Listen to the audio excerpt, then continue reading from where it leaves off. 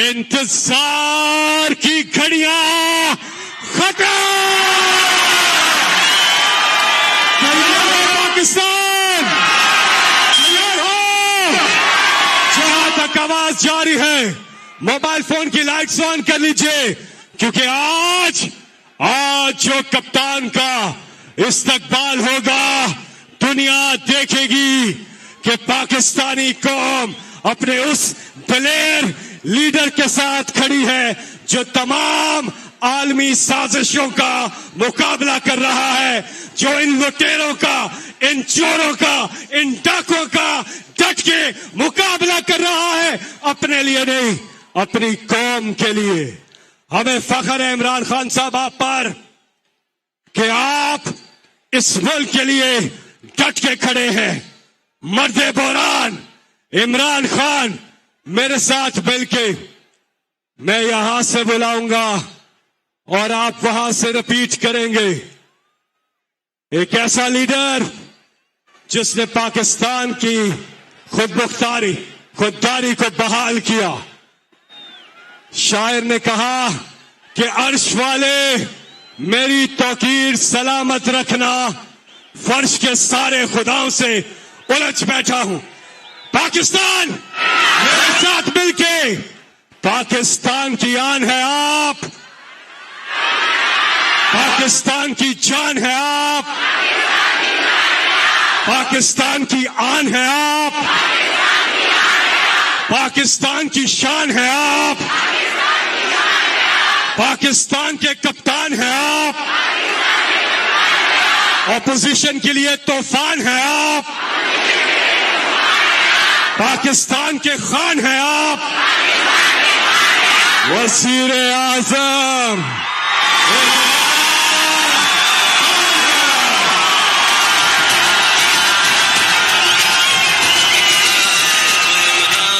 ठीक करेगा सब कप्तान, नया बनेगा पाकिस्तान, नया बनेगा पाकिस्तान, नया बनेगा पाकिस्तान। डट के खड़ा है अब इमरान, नया बनेगा पाकिस्तान, डट के खड़ा है अब इमरान। ठीक करेगा सब कप्तान, नया बनेगा पाकिस्तान।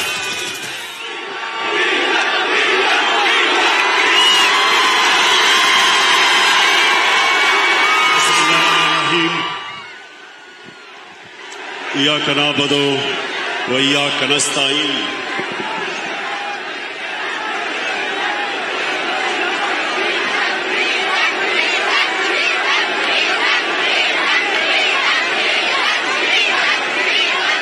सबसे पहले मैं आज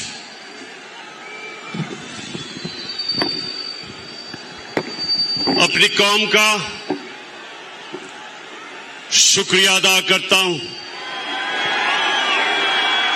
आपका मैं दिल से शुक्रिया अदा करता हूं कि आप जिस तरह मेरी कॉल पे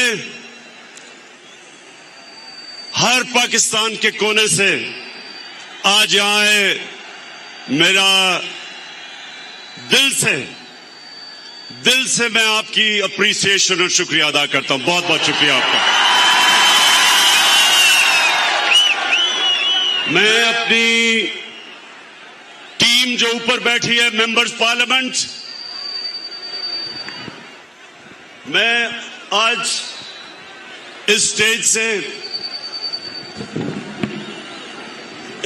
से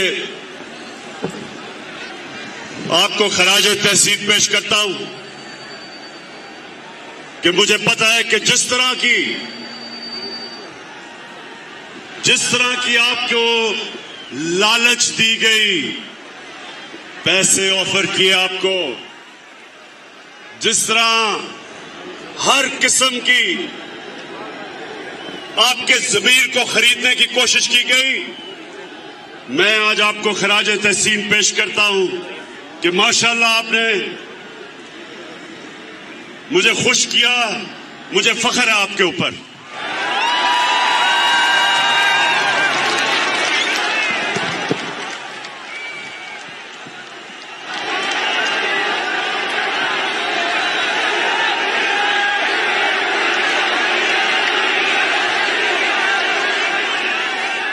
میں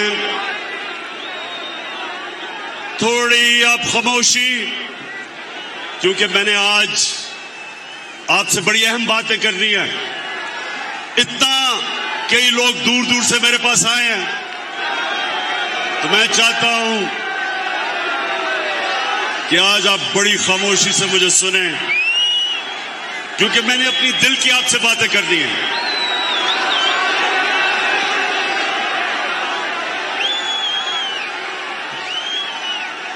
میرے پاکستانیوں،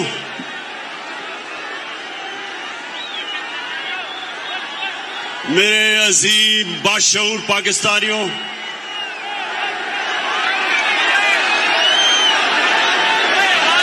شکریہ، بہت شکریہ. دیکھیں، میں نے آج آپ کو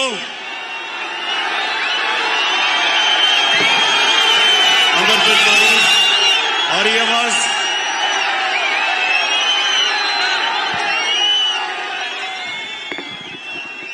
میں نے امر بن معروف پہ آپ کو جو دعوت دی، اس کا کیا مطلب تھا؟ کہ پاکستانیوں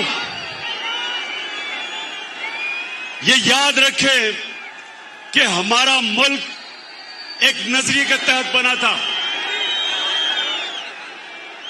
اور وہ نظریہ جو پاکستان کا تھا وہ ایک اسلامی فلاحی ریاست تھی، جو کہ مدینہ کے اصولوں کے اوپر کھڑا کرنا تھا ہم نے. تو میرے سے لوگ پوچھتے ہیں، عمران خان تم دین کی اتنی باتیں کیوں کرتے ہو؟ میرے سے لوگ پوچھتے ہیں کہ آپ دین کو سیاست کے لیے کیوں استعمال کرتے ہیں؟ تو میں آج آپ کو سب کے سامنے پہلے یہ جو میرے دل کی بات ہے وہ یہ کہ آج سے 25 سال پہلے جب میں نے اپنی جماعت بنائی تھی تو میں صرف اس لیے سیاست میں آیا تھا کہ ہم جو نظریہ پاکستان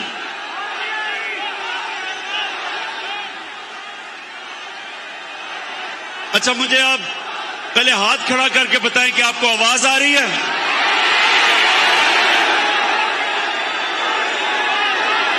سب کو آواز آ رہی ہے؟ ادھر نہیں آ رہی؟ اچھا ایک منٹ، جن کو آواز نہیں آ رہی وہ ہاتھ کھڑا کریں.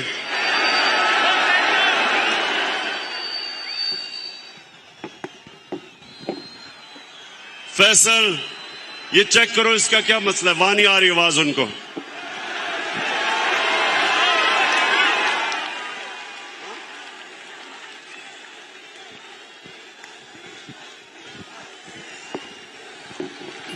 اسپیکر سے لوگ اتر جائیں. آپ سے گزارش ہے کہ اسپیکر جو لگے ہوئے ہیں ان سے آپ اتر جائیں تاکہ آپ کو آواز صحیح جائے.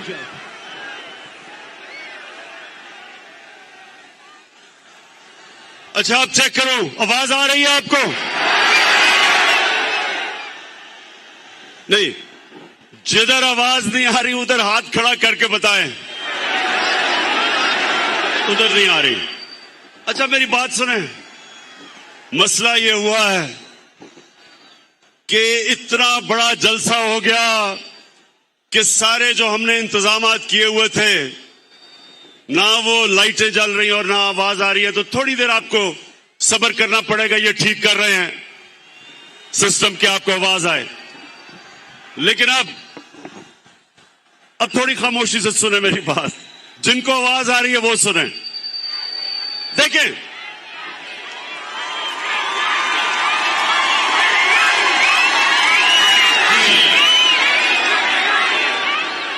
میرے پاکستانیوں، جب میں نے سیاست شروع کی تو میرا ایک مقصد تھا کہ میرا ملک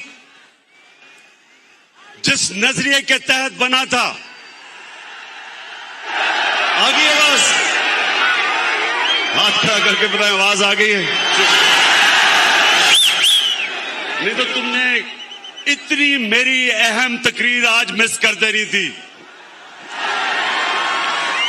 اچھا سنیں، میں نے بڑی باتیں آپ سے کرنی ہیں، اور آخر میں جو میں بات کروں گا وہ سب سے اہم ہے. شاہ محمود قریشی نے جو بات کی تھی کہ ایک باہر سے مداخلت ہو رہی ہے پاکستان میں، اس کے اوپر میں بعد میں بات کروں گا. اس سے پہلے میرے پاکستانیوں، میں جو چیز آپ نے سمجھنی ہے کہ جب تک ہم اپنے نظریے پہ نہیں کھڑے ہوں گے پاکستان قوم نہیں بنیں گے. ہمیں لوگوں کا ہجوم ہوگا. قوم نظریے پہ بنتی ہے، اور وہ نظریہ کیا تھا؟ پاکستان کا نظریہ کیا ہے؟ کتنے لوگوں کو پتا ہے کہ یہ کس نظریے کے تحت بنی تھی؟ میں آپ کے سامنے آج یہ واضح کرتا ہوں کہ مجھے بھی بڑی دیر تک پاکستان کا نظریہ نہیں پتا تھا. مجھے پتا کیسے چلا؟ 18 سال کی عمر میں باہر گیا، یونیورسٹی باہر پڑھی، پھر میں کرکٹ کھیلتا تھا، آدھا سال دنیا میں باہر پھرتا تھا. تو میں جو پاکستان کے نظریے پہ آیا ہوں، میرے پاکستانیوں، اپنے ذاتی تجربے کے اوپر. اور وہ کیا تھا؟ جیسے جیسے مجھے دین کی سمجھ آنی شروع ہوئی تو مجھے ایک چیز میرے ذہن پہ آئی کہ جو اللہ مسلمانوں کو کہتا ہے، جو ہمارے نبی صلی اللہ علیہ وسلم نے مدینہ کا نظام بنایا تھا، وہ پاکستان میں تو نظر نہیں آ رہا، لیکن وہ مغربی دنیا میں مجھے نظر آ رہا تھا. مجھے آہستہ آہستہ پتا چلا کہ محمد عبدو جو 100 سال سے پہلے یورپ گئے تو انہوں نے ایک جملہ کہا. نوجوانوں، انہوں نے جملہ یہ کہا کہ یورپ میں مجھے مسلمان تو نہیں نظر آئے، لیکن بڑا اسلام نظر آیا. اور واپس جب وہ مصر گیا تو کہتا، یہاں مسلمان تو بڑے ہیں لیکن اسلام نہیں نظر آ رہا. تو میں نے اپنے تجربے سے جو میں نے مغربی معاشرے کو سمجھا تو مجھے پہلی دفعہ سمجھ آیا کہ فلاحی ریاست کیا ہوتی ہے. پاکستان میں تو کوئی فلاحی ریاست نہیں تھی. میں جب پہلی دفعہ برطانیہ گیا تو پہلی دفعہ میں نے سمجھا کہ فلاحی ریاست کیا ہے. برطانیہ میں ایک عام آدمی کے لیے ہسپتال میں مفت علاج، اس کے بچے کے لیے مفت تعلیم. وہ بے روزگار ہوتا تھا تو حکومت پیسے دیتی تھی، ان امپلائمنٹ بینیفٹس. وہ عدالت میں جاتا تھا تو حکومت اس کو وکیل کر کے دیتی تھی. یہ پہلی دفعہ ہم نے دیکھا. اور یہی میرے نبی صلی اللہ علیہ وسلم نے مدینہ کی ریاست میں دنیا کی تاریخ کی پہلی فلاحی ریاست بنائی تھی، جدھر پہلی دفعہ ریاست نے ذمہ داری لی تھی اپنے بیووں کی، یتیموں کی، غریبوں کی، بوڑھوں کی، معذوروں کی. یہ پہلی دفعہ مسلمانوں کی ریاست میں یہ چیز آئی تھی. تو یہ تو میں نے یورپ میں دیکھی، اسکینڈینیویا میں دیکھا کہ وہ کس طرح اپنے غریب طبقے کو اوپر اٹھاتے ہیں. اور حال ہی میں چائنا میں دیکھا کہ پچھلے 30 سال میں چائنا نے 70 کروڑ لوگوں کو غربت سے نکالا. یہ وہ ہمارے نبی صلی اللہ علیہ وسلم کے جو احکامات تھے ان پہ چل رہے ہیں. پاکستانیوں، یہ یاد رکھیں کہ ہمارے نبی صلی اللہ علیہ وسلم रहमत लिल आलमीन थे। हमारा जो खुदा है वो रब्बुल आलमीन है, सब इंसानों के वो खुदा हैं, और हमारे नबी सब इंसानों के लिए रहमत बन के आए। इसका मतलब क्या कि जो भी इंसानी माशरा उनके अहकामात पे चलेगा, अल्लाह की बरकत आएगी, वहां उस माशरे पे अल्लाह की नेमतें आएंगी। जब कुरान में अल्लाह कहता है कि नबी के रास्ते पे चलो, तो हमारी बेहतरी के लिए कहता है, क्योंकि जो मदीना की रियासत पे अल्लाह की नेमतें और बरकतें आई, देखते देखते एक रियासत, एक लोग जिनकी कोई हैसियत नहीं थी, दुनिया की उन्होंने इमामत की, वर्ल्ड लीडर्स बने। सदियों तक मुसलमानों ने दुनिया को लीडरशिप दी। तो वो क्या, जब आप नजरिया पाकिस्तान की बात करते हैं तो वो क्या चीजें हैं? सबसे पहले कि एक रियासत में रहम हो, एहसास हो अपने कमजोर तबके का, इंसानियत हो। तो उस रास्ते पे मेरे पाकिस्तानियों, मुझे बड़ा फख्र है कि हम निकल चुके हैं। हम वो मुल्क हैं जो किसी भी दुनिया की डेवलपिंग वर्ल्ड, जो मुल्क तरक्की कर रहे हैं, किसी मुल्क के अंदर भी यूनिवर्सल हेल्थ कवरेज नहीं है। हर हमने खानदान को हेल्थ इंश्योरेंस दी 10 लाख रुपए की। ये हमने अपने नबी की सुन्नत पे चल के, कि एक आम आदमी जिसके पास पैसे नहीं, जिस घराने में गुर्बत हो, उधर उनको सबसे बड़ा मसला होता है कि कोई बीमार हो जाए, क्योंकि उनके पास पैसे नहीं होते। तो मेरे पाकिस्तानियों, मुझे फख्र है आज कि पाकिस्तान में वो हम हेल्थ इंश्योरेंस लेके आए हैं कि गरीब से गरीब आदमी एक प्राइवेट हॉस्पिटल में अपना जाके इलाज करवा सकता है, जिधर वो सोच भी नहीं सकता था, पहले तसव्वुर भी नहीं था। उसके अलावा हमारा जो एहसास का प्रोग्राम है, पाकिस्तान की तारीख में कभी इतना पैसा खर्च नहीं किया गया अपने कमजोर तबके को ऊपर उठाने के लिए। हमारा राशन है वो हम शुरू कर रहे हैं 2 करोड़ खानदान के लिए, ताकि उनको महंगाई के अंदर सहारा दिया जाए।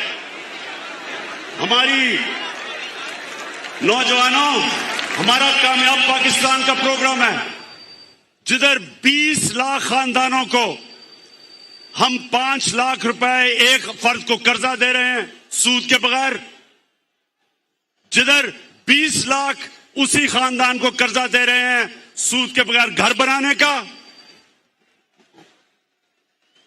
और उसी खानदान को एक फर्द को टेक्निकल एजुकेशन दे रहे हैं ताकि वो अपना रोजगार कमा सके।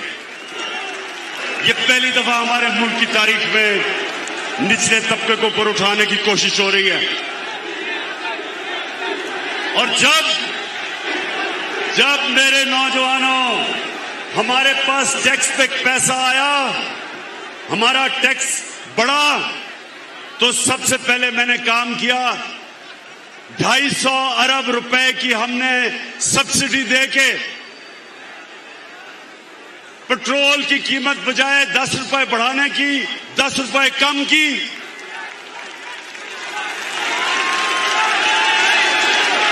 फजल रहमान की कीमत बढ़ाने 10 रुपए कम की।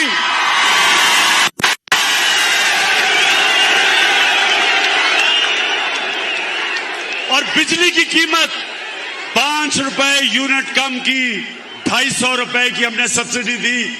और मैं आपको आज यकीन दिलाता हूं कि जैसे जैसे मैं पैसा इकट्ठा करता जाऊंगा, जैसे जैसे मैं टैक्स का पैसा इकट्ठा करता जाऊंगा, वो सारा पैसा मैं अपनी कौम पे खर्च करूंगा, उनके लिए साथ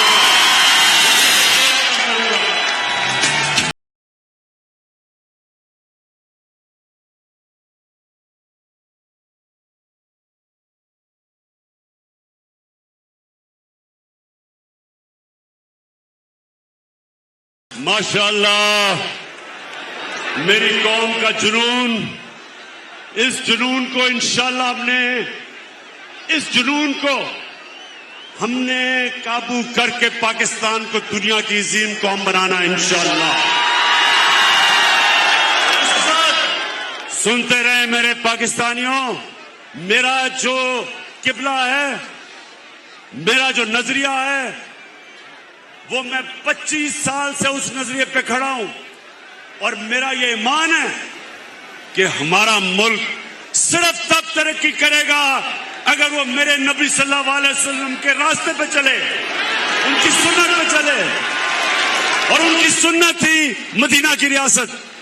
تو سب سے پہلے انسانیت کا نظام، جس میں ہمارے میں رحم ہو، ہم بجائے امیر کو امیر کرتے جائیں، ہم امیر سے ٹیکس اکٹھا کر کے اپنے غریب لوگوں کو اوپر اٹھائیں، اور انشاءاللہ میرا یہ وعدہ ہے کہ جب ہم 5 سال مکمل کریں گے، سارا پاکستان دیکھے گا کہ کبھی اس ملک کی تاریخ میں کسی گورنمنٹ نے اتنی تیزی سے پاکستان کی غربت کم نہیں کی۔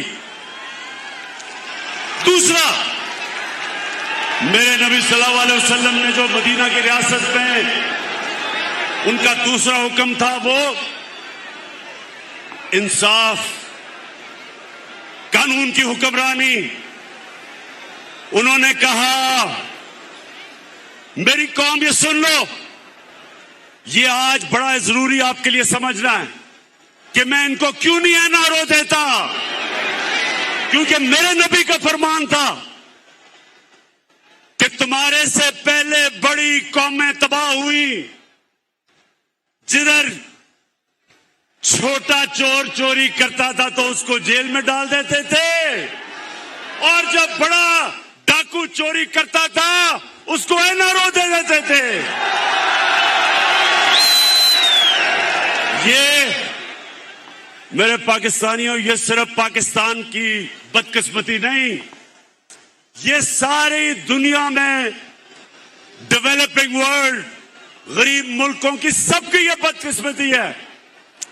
کوئی بھی غریب ملک اس لیے غریب نہیں کہ اس میں وسائل کی کمی ہے، وہ غریب اس لیے ہوتا ہے کہ اس کے طاقتور ڈاکوؤں کو ان کا قانون کا نظام نہیں پکڑ سکتا، جس کو وائٹ کالر کرائم کہتے ہیں، ان کو وہ نہیں پکڑتے، ان کو NRO دیتے ہیں۔ وہ بڑے ڈاکو جو پیسہ چوری کر کے غریب ملکوں سے چوری کر کے آف شور اکاؤنٹس، بڑے بڑے محلات، لندن میں محلات یہ جو لیتے ہیں، یہ تباہ کرتے ہیں ملک کو۔ چھوٹا چور ملک کو تباہ نہیں کرتا، بڑا ڈاکو ملک کو تباہ کرتا ہے۔ جس طرح کے یہ 3 اسٹوجز، یہ 3 چوہے، یہ جو اکٹھے ہوئے ہیں، 30 سال سے ملک کو لوٹ رہے ہیں، یہ 30 سال سے یہ مل کے اس ملک کا خون چوس رہے ہیں۔ ان کی اربوں اربوں ڈالرز، روپے کی نہیں، ان کی ڈالرز کی پراپرٹیز باہر پڑی ہیں، ان کے آف شور بینک اکاؤنٹس ہیں، اور یہ سارا ڈرامہ ہو رہا ہے کہ کسی طرح جنرل مشرف کی طرح عمران خان گھٹنے ٹیک کے ان سب کو NRO دے دے۔ یہ سارا ڈرامہ ہے۔ پہلے دن سے بلیک میل کرنے کی کوشش ہے۔ جب موقع ملتا ہے حکومت کو گرانے کی صرف ایک وجہ سے کوشش کرتے ہیں کہ جناب ہم کوئی خاص اللہ کے مخلوق ہیں، ہم چوری کریں، ڈاکہ ماریں، ان کو کوئی خاص ایسی مخلوق ہے کہ ان کو سب کچھ معاف ہو جانا چاہیے۔ اور جنرل مشرف نے جو اس قوم پہ ظلم کیا، ان کے پریشر میں آ کے اپنی کرسی بچانے کے لیے، اپنی گورنمنٹ بچانے کے لیے، اس نے اس ملک کے اوپر جو جرم کیا، ان چوروں کو NRO دیا، اس کی وجہ سے لوٹ مار ہوئی 10 سال۔ آج جو ہم بوجھ اٹھا رہے ہیں، ہم جو ان کے لیے ہوئے قرضوں کی قسطیں ادا کرنے پہ جو ہم بوجھ اٹھا رہے ہیں، وہ صرف اور صرف اس لیے کہ جنرل مشرف نے اپنی حکومت بچانے کے لیے ان کو این آر او دیا. تو یہ تیار ہو جائیں نوجوانوں. عمران خان جو مرضی یہ کر لیں, حکومت جاتی ہے جائے, جان جاتی ہے جائے, کبھی ان کو معاف نہیں کروں گا. جاگ اٹھا ہے سارا وطن ساتھیوں, مجاہدوں, جاگ اٹھا ہے سارا وطن ساتھیوں, مجاہدوں. جی, اب جو ہمارے نبی صلی اللہ علیہ وسلم نے مدینہ کی ریاست میں قانون کی بالادستی قائم کی تھی, سنو میرے نوجوانوں. حضرت علی رضی اللہ تعالی, ان کا مقام کدھر؟ ان کا مقام ہمارے دلوں میں, ہمارے دین میں, ہماری تاریخ میں. وہ خلیفہ وقت ہوتے ہیں. اور ایک یہودی کے ساتھ کیس لگتا ہے عدالت میں. حضرت علی رضی اللہ تعالی عدالت میں اس یہودی کے خلاف کیس ہار جاتے ہیں. خلیفہ وقت کیس ہارتا ہے کیونکہ قاضی ان کے بیٹے کی گواہی نہیں مانتا. اب اس سے کیا چیز سامنے آتی ہے؟ سب سے پہلے کہ خلیفہ وقت بھی قانون کے اوپر نہیں ہوتا. مسلمانوں کا جو انصاف کا نظام تھا, ہمارے نبی صلی اللہ علیہ وسلم نے کہا میری بیٹی بھی جرم کرے گی تو اس کو سزا ملے گی. اور ایک اقلیت, مائنورٹی, اس کو بھی برابر کا شہری, وہ برابر کا شہری تھا اور اس کو برابر کا انصاف, کوئی فرق نہیں کیا گیا انسانوں کے اندر. یہ تھا مسلمانوں کا انصاف. آج آپ سوچیں دنیا کے امیر ترین ملک, ڈیولپڈ ملکوں میں, آج آپ سوچیں کہ کیا آج کے دن کیا کوئی باہر سے, وہاں کی کوئی اقلیت ہو, ہماری باہر سے لوگ ہوں, کیا ان کو ان کے وزیر اعظم کے سامنے انصاف مل سکتا ہے؟ نہیں مل سکتا. آج سوچیں کہ کسی طرح مائنورٹیز کو دنیا میں چلے جائیں, جو مسلمانوں کے دور میں مدینہ کی ریاست میں جو مائنورٹیز کو پروٹیکشن تھی, جو ان کے حقوق تھے, آج آپ کو ڈیولپڈ ورلڈ میں نہیں ملتے. تو اس کا مطلب کیا ہے کہ رحمت للعالمین سب انسانوں کے لیے رحمت بن کے آئے تھے, انسانیت کو اکٹھا کرنے آئے تھے, تقسیم نہیں کرنے آئے تھے, نفرتیں نہیں پیدا کرنے آئے تھے. اور اس لیے میں پاکستان کو وہ ملک سمجھتا ہوں کہ ہم نے بھی ادھر پہنچنا ہے. ہماری اقلیتیں برابر کے شہری ہیں, قانون کے سامنے وہ برابر ہیں. ہم وہ ملک بننا چاہتے ہیں جو انسانوں کو اکٹھا کرے گا. ہم وہ فورن پالیسی لانا چاہتے ہیں جو کسی کے ساتھ جنگ میں شریک نہیں ہوگا, لیکن امن میں ہم سب کو اکٹھا کرنے کے لیے تیار ہیں. ہم وہ, میرے پاکستانیوں, ہم وہ پاکستان بنانا چاہتے ہیں جدھر ایک کمزور سے کمزور آدمی کو پوری طرح ہمارا انصاف کا نظام انصاف دے. اور پھر خواتین, ہماری یہاں خواتین بیٹھی ہیں, آپ کو پتا ہونا چاہیے کیا ہم لوگوں میں پروپیگنڈا ہوتا ہے کہ جی مسلمانوں کے معاشرے میں عورتوں کو حقوق نہیں ملتے. مغرب کے اندر عورتوں کو وراثت کے اندر حصہ 100 سال پہلے ملنا شروع ہوا, اس سے پہلے نہیں ملتا تھا. اسلام کے اندر قرآن اور ہماری نبی صلی اللہ علیہ وسلم کی سنت 1500 سال پہلے تقریباً انہوں نے ہمیں ہماری عورتوں کو حقوق دیے تھے وراثت میں. اور مجھے افسوس سے کہنا پڑتا ہے کہ تقریباً 70% عورتوں کو پاکستان میں وراثت میں حقوق نہیں ملتے. اس لیے ہم قانون لے کے آئے ہیں. ہم نے اب قانون لے کے آئے ہیں کہ عورتوں کو ریاست ان کی وراثت کے اندر، ان کی انہیریٹنس کے اندر زبردستی ان کو پورا ان کا حق دلوائے گی. غلام، جب نبی صلی اللہ علیہ وسلم نے مدینہ کی ریاست سنبھالی تو غلاموں کے کوئی حقوق نہیں تھے. انہوں نے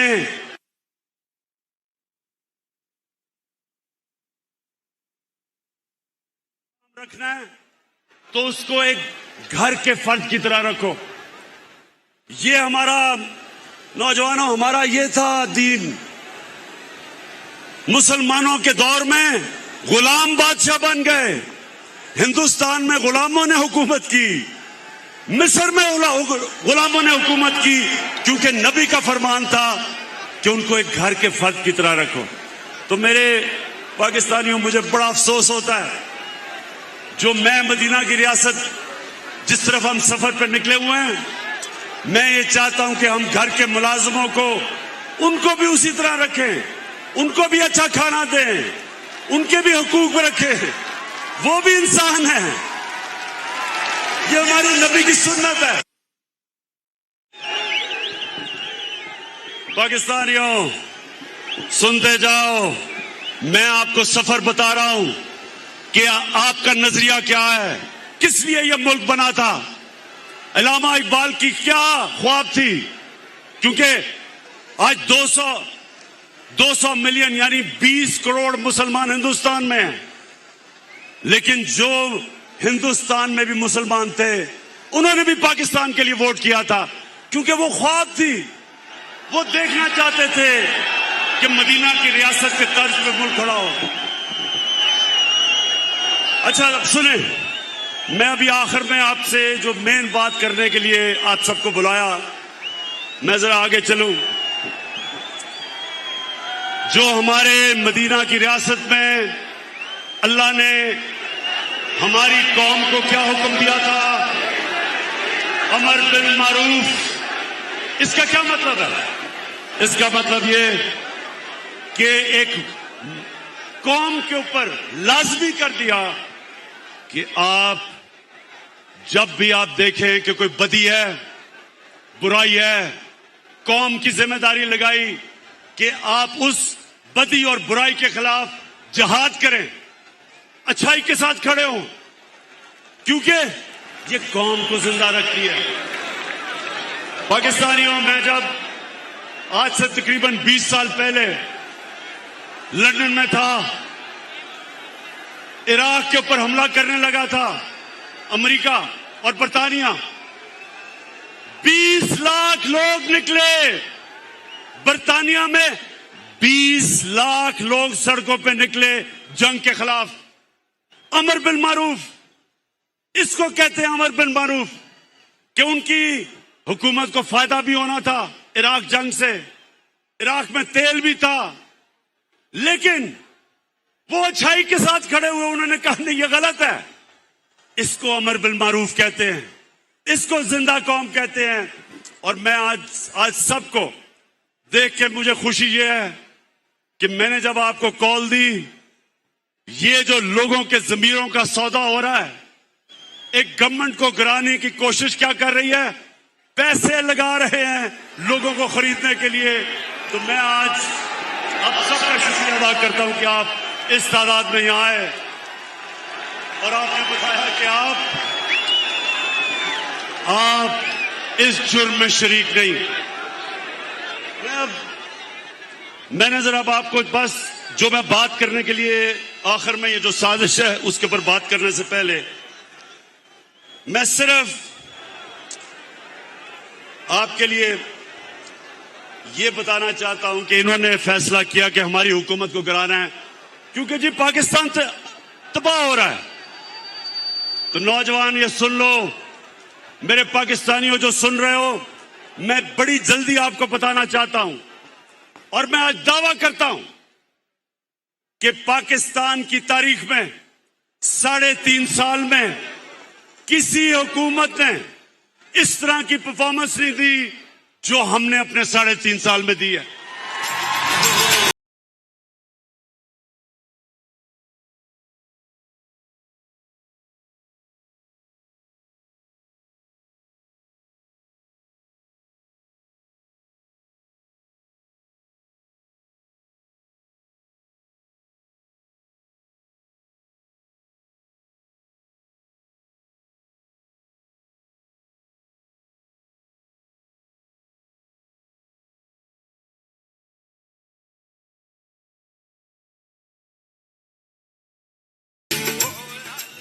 اچھا، اب جو یہاں میرے نوجوان ہیں، آپ نے ڈسپلن کا مظاہرہ کرنا ہے.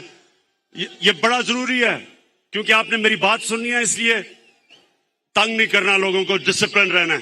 ہاتھ کھڑا کر کے بتاؤ. ٹھیک. اچھا جی، اب میں بڑی جلدی آپ کو بتانا چاہتا ہوں کہ ہماری حکومت نے کیا کیا. ڈیزل کی میں بعد میں بات کروں گا، ابھی ٹھہر جائیں.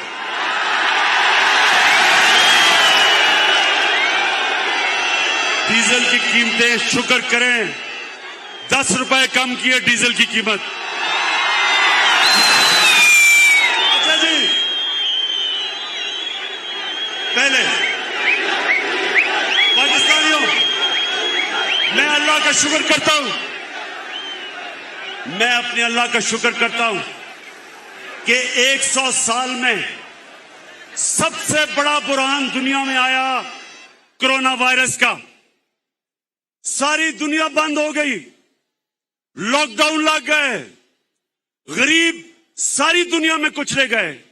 جب آپ ایک ملک کو بند کر دیتے ہیں تو بیچارہ دیہڑی دار، ٹیکسی والا، رکشے والا، ویلڈر، پینٹر، وہ لوگ جو دیہڑی کما کے اپنے بچوں کا پیٹ پالتے ہیں، وہ سب بے روزگار ہو جاتے ہیں. تو جب ساری دنیا بند کی گئی، میرے پاکستانیوں، میں اللہ کا شکر کرتا ہوں کہ میں نے جب اپنے ملک کو بند نہیں کیا، مجھے تنقید ہوئی، لوگوں نے کہا کہ یہ عمران تباہ کر رہا ہے پاکستان کو. سندھ کی حکومت انہوں نے بند کر دیا، میری بات نہیں مانی. لیکن آج جو سب سے بڑا کرائسس تھا دنیا کا، میں آج فخر سے اپنی قوم کے سامنے کھڑا ہوں اور ساری دنیا نے تسلیم کیا کہ جو پاکستان نے قدم اٹھائے، ساری دنیا تسلیم کرتی ہے کہ اپنی قوم کو بھی بچایا، کرونا سے بچایا، اپنی معیشت کو بچایا، اپنے غریبوں کو بچایا.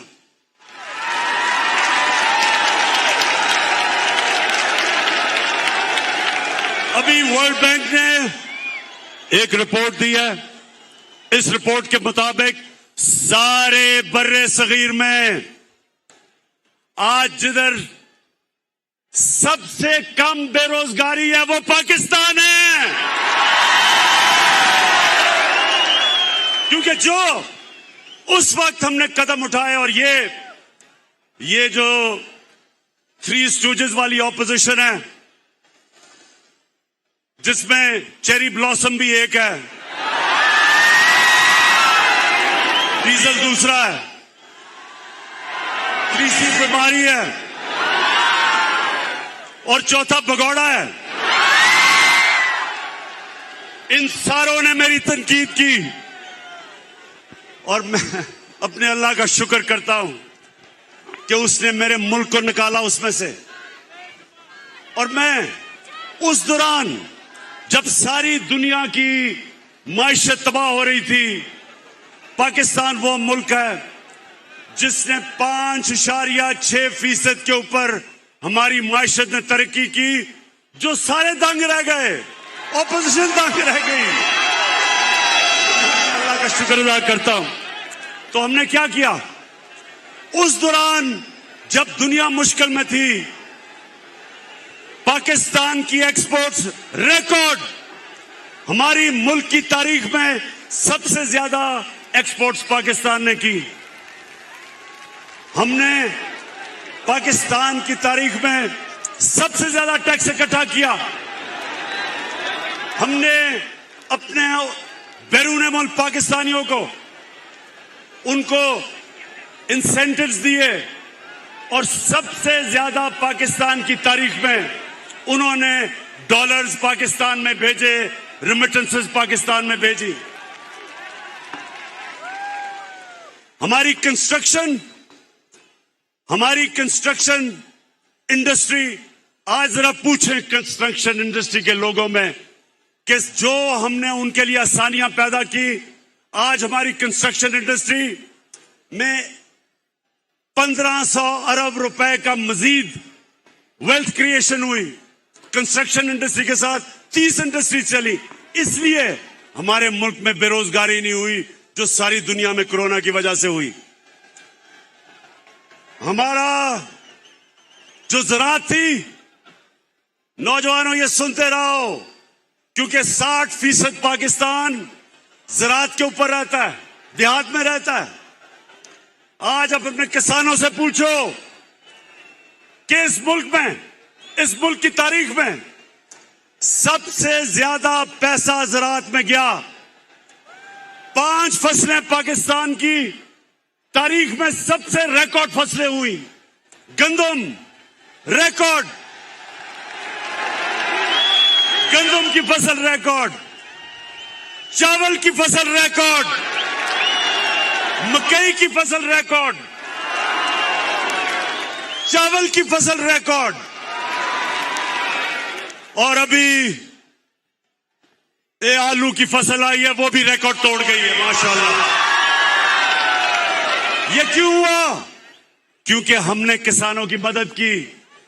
ہمیں جو پہلے شوگر مل مافیا کسانوں کو پیسے نہیں دیتا تھا, پوری طرح کٹوتی کرتا تھا, ان کو دیر تک, سال تک پیسے نہیں دیتا تھا, ہم نے کسانوں کے ساتھ کھڑے ہوئے, ہم نے اپنے کسانوں کو کھڑا کیا, ہم نے ان کو پروٹیکٹ کیا, ہم نے حقوق دلوائے, کسان کو پیسہ دلوایا, اس نے اپنی زمین پہ پیسہ لگایا, زمین میں جب پیسہ لگا تو پیداوار بڑھی, پاکستان کا فائدہ ہوا.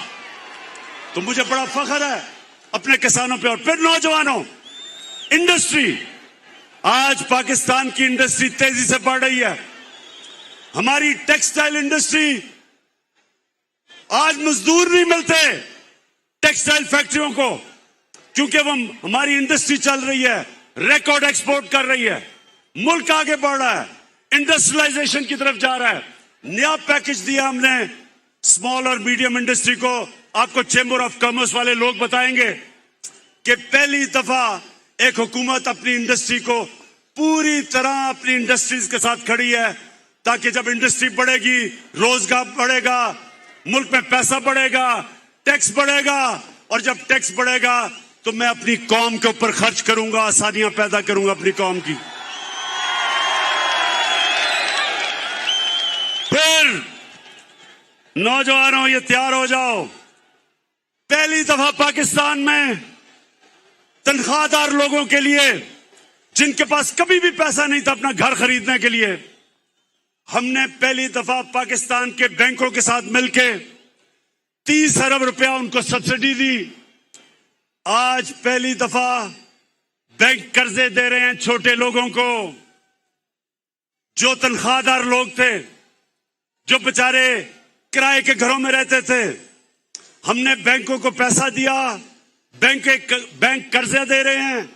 جو آدمی یا جو ایک خاندان کرائے کے گھر میں رہتا تھا, اب اسی کرائے پہ وہ بینک کو قسطیں دے گا اور وہ گھر اس کا اپنا ہو جائے گا, اپنی چھت ہوگی. روٹی کپڑا مکان کا کس کا نعرہ تھا, اور میرے اللہ کا شکر ہے کہ وہ کام کس سے لے رہا ہے. پھر تیار ہو جاؤ. یہ کہتے ہیں نا کہ اس گورنمنٹ نے کیا کچھ نہیں. میں چیلنج کرتا ہوں, 30 سال سے یہ حکومت کر رہے ہیں, مجھے چیلنج ہو, میں ان کو کرتا ہوں کہ آپ بتائیں کہ آپ نے ملک کے پانی جو بہت بڑا مسئلہ بنتا جا رہا ہے ملک کا، شہروں کے اندر پانی نہیں ہے، لاہور کے اندر پانی نیچے چلا گیا، کراچی میں ٹینکر مافیا ہے، آج پنڈی میں پانی کم ہے. کیا کیا انہوں نے؟ میں بتاتا ہوں ہم نے کیا کیا. پہلی دفعہ 50 سال کے بعد پاکستان میں بڑی ڈیمز بن رہی ہیں. 50 سال کے بعد میرے پاکستانیوں ہم نے ڈیمز بنائی ہیں، اور انشاءاللہ پشاور کے لوگوں کو تو ابھی میں خوشخبری دیتا ہوں کہ 2025 میں مومن ڈیم بنے گی،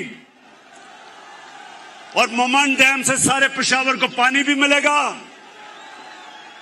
بڑا علاقہ زراعت کے لیے، کسانوں کے لیے زراعت میں فصلیں اگانے کے لیے آ جائے گا، اور بجلی بھی بنے گی، اور سب سے سستی بجلی بنے گی. اس کے بعد بڑی ڈیم داسو ڈیم بنے گی 2027 میں. اور نوجوانوں خوشخبری یہ ہے کہ 2028 میں جو پاکستان نے دنیا کے اندر بڑی ڈیم سمجھی جاتی ہے وہ بادشاہ ڈیم بنے گی 2028 میں. ٹائم پہ چل رہی ہے. اس سے کیا ہوگا؟ اس سے میرے پاکستانیوں ہمارے پاس دگنا پانی ہو جائے گا ریزروز میں. ہمارا پانی جو ہماری ڈیموں میں دگنا ہوگا، اس کا مطلب کاشت کے لیے ہمارے پاس پانی دگنا ہو جائے گا. اس کا مطلب شہروں میں ہم پانی دے سکیں گے. یہ جو پانی کے مسئلے آ رہے ہیں آگے، اس سے انشاءاللہ پاکستان کی دولت میں اضافہ ہوگا.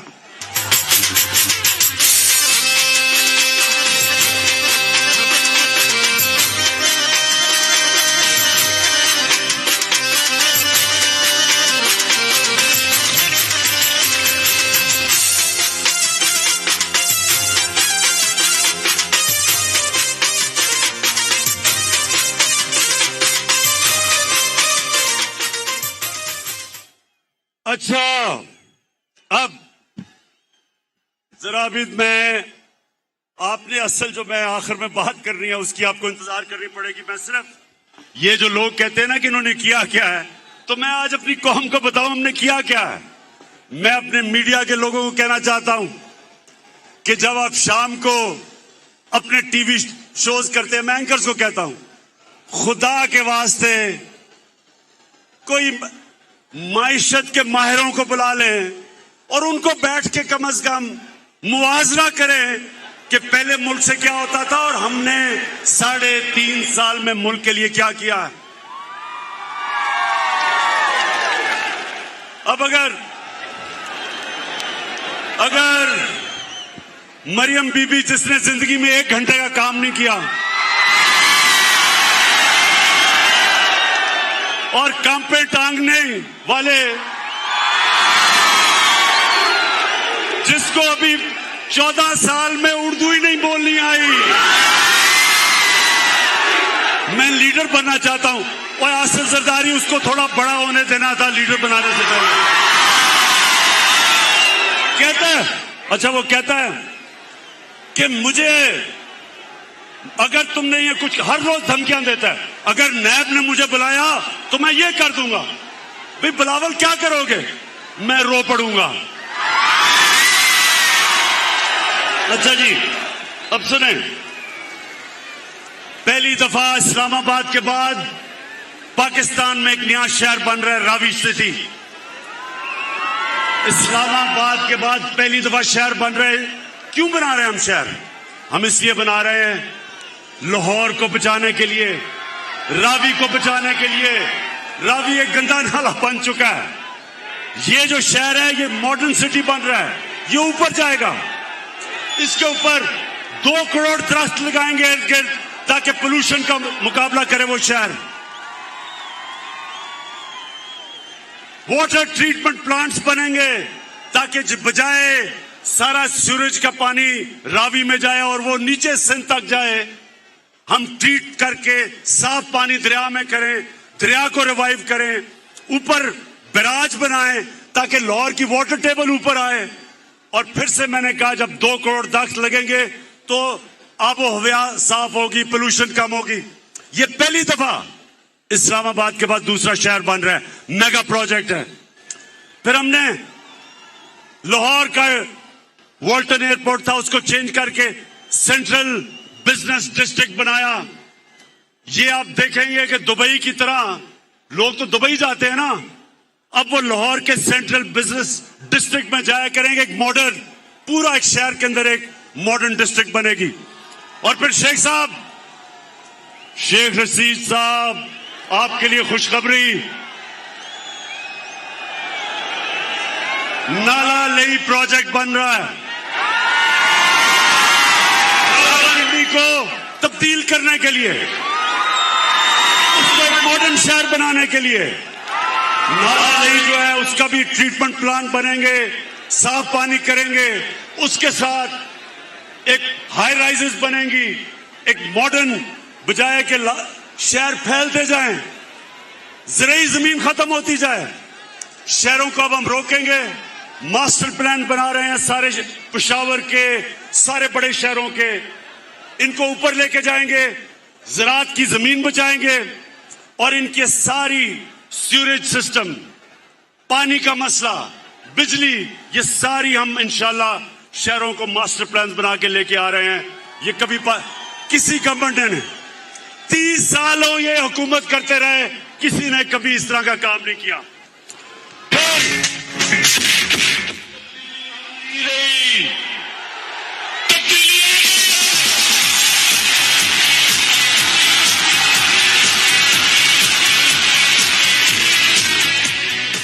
ماشاءاللہ ماشاءاللہ, جنون آپ کا میں مان گیا ہوں.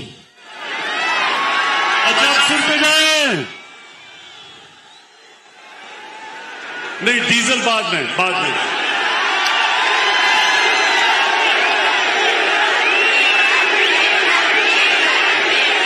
اچھا سنیں, میرے پاکستانی سنیں, کیا میں آپ کو بتانا چاہتا ہوں کہ کرپٹ حکومتوں میں ملک کو نقصان کیا ہوتا ہے, اور جب ایک ایماندار لوگ حکومت کرنے آتے ہیں تو ملک کو فائدہ کیا ہوتا ہے. اب سنیں ذرا, خاموشی سے سننا ہے, ڈیزل کی بعد میں بات کریں گے.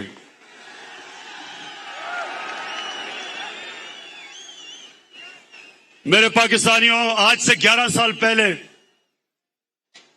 یہ غور سے سننی ہے آپ نے بات, آج سے 11 سال پہلے بلوچستان کے اندر کوئلے اور تانبے کی کانیں تھی ریکو ڈک میں. ادھر پاکستان کو جو باہر سے یہ مائننگ کمپنی آئی ہوئی تھی, اس نے عدالت میں لے گی پاکستان کو. اور ہمیں چند سال پہلے, ذرا غور سے سنیں, یہ 2000 ارب روپے کا جرمانہ ہوا انٹرنیشنل عدالت میں. پاکستان کو 2000 ارب روپے کا جرمانہ ہوا. آپ یہ سوچیں کہ سارے پختونخوا کا جو ڈیولپمنٹ فنڈ ہے وہ 200 ارب روپیہ ہے, تو 2000 ارب روپیہ پاکستان کو جو جرمانہ ہوا, یہ میری حکومت ہے. ان دونوں کی حکومتیں آئی اور گئی, کچھ نہیں کر سکے. اگر وہ جرمانہ ہو جاتا, انہوں نے جو ہماری باہر اثاثے تھے سب ضبط کر لینے تھے. مجھے بڑے فخر سے, اور میں آج اپنی ٹیم کو خراج تحسین پیش کرتا ہوں, میری زبردست ٹیم نے جا کے 3 سال مسلسل ہم نے نیگوشیشن کی. اور میں آج فخر سے اپنی قوم کے سامنے کھڑا ہو کے کہتا ہوں کہ ہم نے تو 2000 ارب کا ہرجانہ, وہ جو جرمانہ بھی ختم کیا, اور اسی مائننگ کمپنی کو پاکستان واپس لے کے آئے, اور وہ 9 ارب ڈالر کی انویسٹمنٹ کر رہی ہے پاکستان میں. پاکستان کی تاریخ کی میرے پاکستانیوں سب سے بڑی بیرون ملک کی انویسٹمنٹ 9 ارب ڈالر کی ہو رہی ہے پاکستان میں. سب سے پہلے تو میں بلوچستان کے لوگوں، آج میں آپ کے لیے اتنا خوش ہوں کیونکہ اس کا زیادہ پیسہ آپ کے پاس جائے گا. بلوچستان پیچھے رہ گیا ہے. میری پوری کوشش ہے کہ بلوچستان کے لوگوں کو ہم اٹھائیں. تو یہ جو ہم نے معاہدہ کیا ہے، سب سے زیادہ فائدہ بلوچستان کے لوگوں کو ہوگا.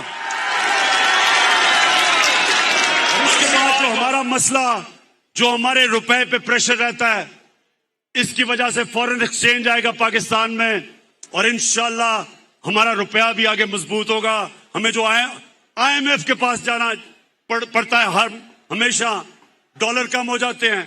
انشاءاللہ یہ جب کانیں کام کرنی شروع کریں گی سونے کی اور تانبے کی، اور یہ آپ کو حیرت ہوگی پاکستانیوں، آپ کو اندازہ نہیں ہے کتنا امیر ملک ہے. آپ کو اندازہ نہیں ہے. پاکستان میں دنیا میں سب سے زیادہ سونے اور کانے کی جو کان ہوں گی، جو مائنز ہوں گی دنیا میں، جو ریزروز ہوں گے گولڈ اور کاپر کے، وہ پاکستان میں ہوں گے. ماشاءاللہ آپ کا مستقبل روشن ہے میرے پاکستانیوں. اب دوسرا سنیں، یہ تو ہو گئی ریکوٹیک. ایک اور ہوا تھا، آپ کو یاد ہوگا، ایک رینٹل پاورز پیپلز پارٹی کے دور میں بہت بڑی کرپشن ہوئی تھی رینٹل پاور کی. پھر پاکستان کے اوپر جرمانہ ہو گیا انٹرنیشنل کورٹ میں. 200 ارب روپے کا ہمارے ملک کو جرمانہ ہوا. 200 ارب روپے کا. ترکی کی کمپنی تھی، پاکستان کو اس کو 200 ارب روپے دینے تھے. پاکستانیوں، میں نے صدر اردوغان سے بات کی اور اس نے بیٹھ کے ہم نے وہ 200 ارب روپے کا جرمانہ ختم کیا.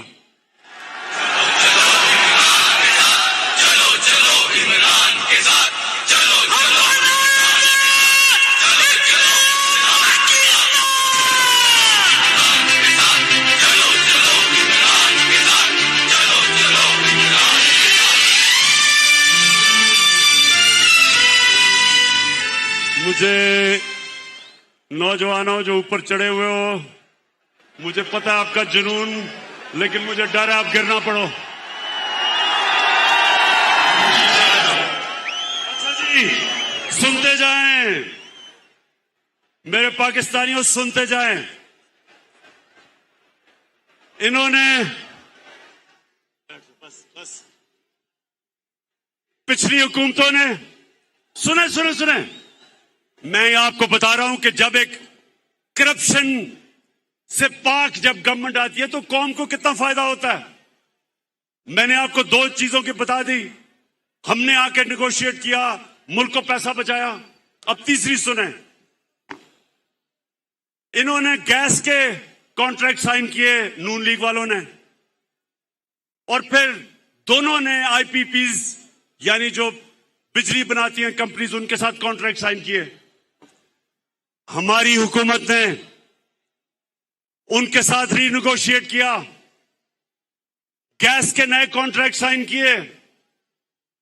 اور یہ فرق ہوتا ہے جب آپ رشوت نہیں لیتے، پیسے نہیں بناتے. آج پاکستان کو 10 سال میں 700 ارب روپے کی بچت ہوگی ہمارے کانٹریکٹ سے. لیکن اب پاکستانیوں ایک اور سن لو، یہ چوتھی چیز ہے. آپ کو پتا ہے نواز شریف خود NHA کا اپنے نیچے، نیشنل ہائی وے اتھارٹی اپنے نیچے رکھی ہوئی تھی. میں بتاتا ہوں کیوں رکھی ہوئی تھی. اب یہ ذرا غور سے سنیں پاکستانیوں. 2013 اور 2021 کے بیچ میں ساری دنیا میں مہنگائی ہوئی، ساری دنیا میں چیزیں مہنگی ہوئی. اب آپ یہ NHA کی ویب سائٹ پہ چلے جائیں. ویب سائٹ کے اوپر لکھا ہوا ہے کہ 2013 میں فی کلومیٹر سڑک کتنی قیمت پہ بنتی تھی اور 2021 میں سڑک فی کلومیٹر کتنی میں بنے گی. اب سوچے نا 2021 میں ظاہر ہے زیادہ مہنگی ہوئی ہوگی کیونکہ مہنگائی ہوگی, لیکن میرے پاکستانیوں آپ کو حیرت ہوگی کہ نون لیگ نے جو 2013 میں سڑکیں بنائی اور جو ہم نے 2021 میں سڑکیں بنائی, اور یہ سارا ریکارڈ NHA کی ویب سائٹ پہ ہے. تو جو 2021 میں سڑک بنی وہ 2013 کی جو سڑک فی کلومیٹر بنی 23 کروڑ روپیہ سستی بنی.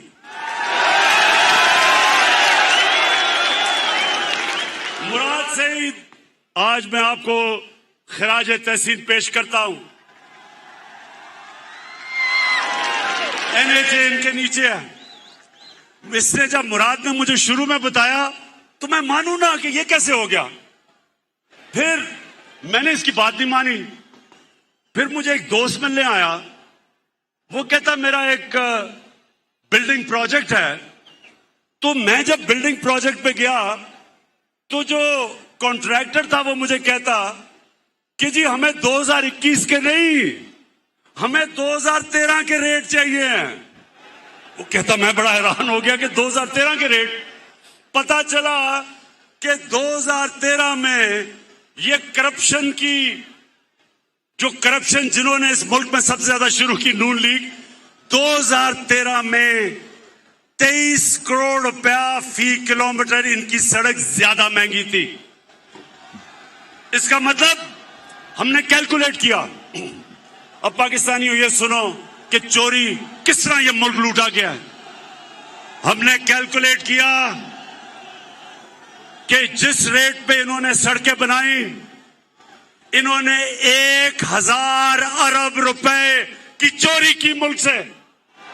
1000 ارب روپے کی. یعنی کہ ایک ایماندار حکومت نے 1000 ارب روپیہ اپنی قوم کا بچایا, جس کی وجہ سے دگنی سڑکیں بنائی ہیں. ہم نے ان سے دگنی سڑکیں بنائی ہیں جو پیسہ بچا. میں آنے لگا ہوں بس آخری بات جو میں اصل جس لیے آپ کو بلایا تھا.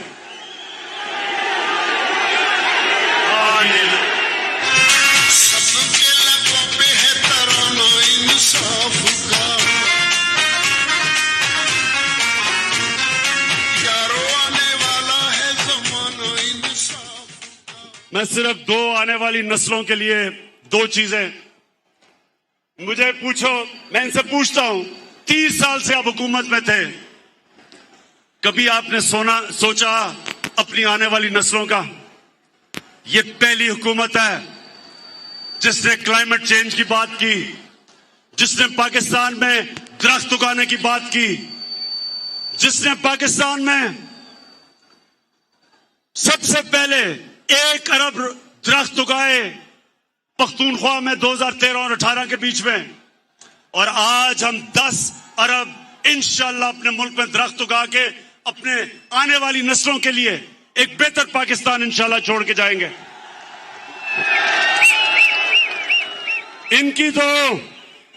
ان کو فرصت کیسے ملے؟ ان کو تو ساری چھٹیاں, بچے سب کچھ لندن میں بیٹھے ہیں. ان کو تو پاکستان کی کیوں فکر ہو؟ یہ تو نسلوں کے لیے لندن کے لیے تیاری کروا رہے ہیں, گھر محلات خرید رہے ہیں. پاکستانیوں, جو دوسری چیز میں آج آپ کے سامنے سب کے سامنے جو کہنا چاہتا ہوں کہ آپ کو اندازہ نہیں کہ ہمارا ملک میں اللہ نے کس قسم کی خوبصورتی اور کس قسم کی نعمتیں بخشی ہیں. یہاں گلگت بلتستان کے چیف منسٹر بیٹھے ہیں خالد. میں اس کے ساتھ مل کے میں آج آپ سب کے سامنے دعویٰ کرتا ہوں کہ ہم نے انشاءاللہ पाकिस्तान को दुनिया का टूरिज्म सेंटर बनाना है। स्कर्दू को हमने इंटरनेशनल एयरपोर्ट बनाया। अब दुनिया से डायरेक्टली स्कर्दू टूरिस्ट आया करेंगे। स्कर्दू को इंशाल्लाह उसके इर्द गिर्द जो इलाके हैं, मैंने ऑस्ट्रियन से बात की है, ऑस्ट्रिया में सबसे ज्यादा स्कीइंग होती है। स्कर्दू को इंशाल्लाह पाकिस्तान का स्कीइंग कैपिटल बनाएंगे और आप देखेंगे कि किस तरह बाहर से पैसा आता है। हमारे मुल्क में जिस तरह की खूबसूरती है, किसी ने सोचा ही नहीं टूरिज्म को डेवलप करने का।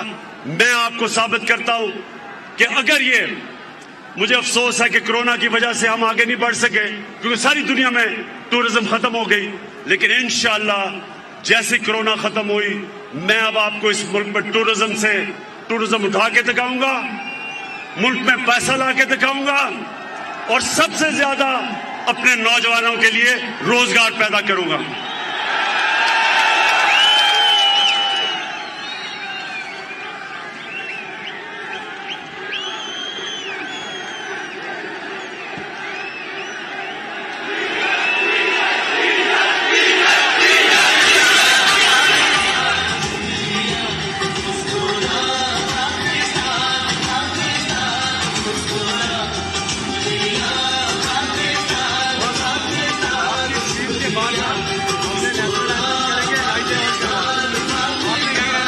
बैठ जाओ और क्या, उसके बाद अल्लाह करेगा अल्लाह। अच्छा मेरे पाकिस्तानियों, मैंने जिस असल वजह से आपको यहां बुलाया था, अब मैं उस बातों पे आने लगा हूं। लेकिन नौजवान आप सामने खड़े हैं, ये आपने बड़ी खामोशी से सुनना है। ये मैं सीरियस बात करने लगा हूं। मैं अपने मुल्क के मुस्तकबिल की बात करने लगा हूं। मैं जो ये साजिश हुई है और ये जो हो रही है, इसके ऊपर बात करने लगा हूं। तो मैं चाहता हूं कि बड़ा सीरियसली आप मेरी बात सुनेंगे। मैं सबसे पहले आपको ये बता दूं, नौजवानों आप खुशकिस्मत हो, आपके तो माँ बाप भी एक आजाद मुल्क में पैदा हुए थे। मेरे माँ बाप एक गुलाम हिंदुस्तान में पैदा हुए थे और मैं पहला हम जनरेशन थी जो एक आजाद पाकिस्तान में पैदा हुए थे। मेरे माँ बाप ने अपनी तौर पे तहरीके पाकिस्तान की जो आजादी की स्ट्रगल थी, दोनों ने शिरकत की। और जब मैं बड़ा हो रहा था तो हमेशा उन्होंने मुझे एक बात याद करवाई। उन्होंने ये कहा कि तुम्हें नहीं पता तुम कितने खुशकिस्मत हो कि तुम एक आजाद मुल्क में पैदा हुए हो। मेरे पाकिस्तान के रहने वाले, अगर आपने इस चीज को समझना है तो बैरून मुल्क पाकिस्तानियों से पूछें क्यों वो अपने मुल्क के लिए तरसते हैं, क्यों वो आज सारे तहरीक इंसाफ के साथ खड़े हैं, क्यों खड़े हैं? क्योंकि जब वो बाहर किसी पराये मुल्क में रोजी कमाने जाते हैं तो उनको सबसे ज्यादा कदर होती है कि अपने मुल्क में रहना कितनी बड़ी अल्लाह की नेमत है। एक आजाद मुल्क में रहना कितनी बड़ी अल्लाह की नेमत है। तो मैं जब अपनी पॉलिटिक्स शुरू की थी 25 साल पहले, तो मैंने अपना नस्बुलैन, अपनी जमात का नौजवानों, इया का नाबुदो व इया का नस्ताइन क्यों रखा था? इसलिए रखा था कि अल्लाह तेरी इबादत करता हूं और तेरे से मदद मांगता हूं और किसी के सामने नहीं झुकता।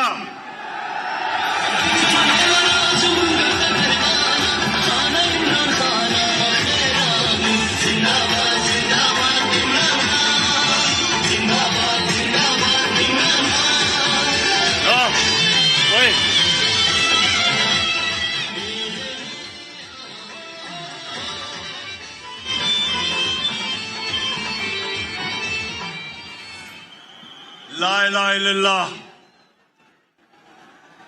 پاکستان جب بن رہا تھا تو نعرہ تھا کہ پاکستان کا مطلب کیا. یہ کیوں نعرہ تھا؟ یہ نعرہ ایک غیرت مند قوم کا تھا کہ اللہ تیرے سوا کوئی خدا نہیں. لا الہ الا اللہ انسان کو غیرت دیتا ہے. میرے پاکستانیوں، یہ یاد رکھنا کہ ساری دنیا اس انسان کی عزت کرتی ہے جو اپنی عزت کرتا ہے. بے غیرت آدمی کی کوئی عزت نہیں کرتا. اربوں روپے کما لو، اربوں پتی ہو جاؤ، جب تک اربوں روپے، اربوں پتی، لیکن جو انسان کے سامنے جھکتا ہے کوئی انسان اس کی عزت نہیں کرتا. تو میرے پاکستانیوں، کیونکہ میں آج آپ کے دل کی باتیں کر رہا ہوں، مجھے پالیٹکس میں آنے کی کئی وجوہات تھی. ایک کہ مجھے پتا تھا، میں نے ساری دنیا میں دیکھا کہ جو اللہ نے ہمیں حکم دیا تھا قرآن میں کہ نبی کی سنت پہ چلو، تو نبی کی سنت پہ تو وہ غیر چل رہے ہیں، مغربی لوگ چل رہے ہیں، وہ آگے نکل گئے ہیں. اور مسلمانوں کا حال دیکھو. اقبال نے شکوہ اور جواب شکوہ کیا لکھا تھا کہ ہم ایک وقت عروج پہ تھے، شکوہ کیا کہ اللہ ہم زمین پہ کیسے آ گئے. پھر جواب شکوہ میں بتایا کہ جب آپ عروج پہ تھے تو آپ محمد صلی اللہ علیہ وسلم کی سنت پہ چلتے تھے. اب آپ وہ احکامات سے بہت دور چلے گئے ہیں.